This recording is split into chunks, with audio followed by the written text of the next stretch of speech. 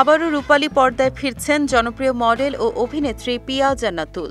আসন্ন দুর্গাপূজায় মুক্তি পেতে যাচ্ছে তার অভিনীত সিনেমা রংবাজার। সিনেমাটিতে কেন্দ্রীয় চরিত্রে অভিনয় করেছেন পিয়া। রাশিদ পলাশ পরিচালিত সিনেমাটি দুর্গাপূজায় মুক্তি নিয়ে দর্শকদের মধ্যে কৌতূহল তৈরি হয়েছে। জানা গেছে, রংবাজার একটি বাস্তব ঘটনার ওপর ভিত্তি করে নির্মিত।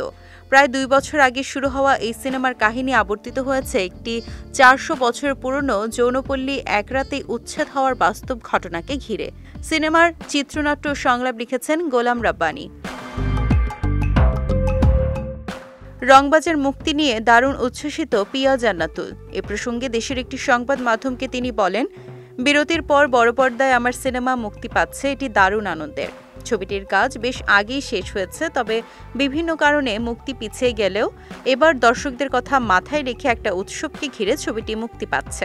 বিশেষভাবে বলতে হয়, রংবাজার গতানুগতিক ধারার বাইরের একটি ছবি। আশা করি দর্শক ছবিটি পছন্দ করবেন।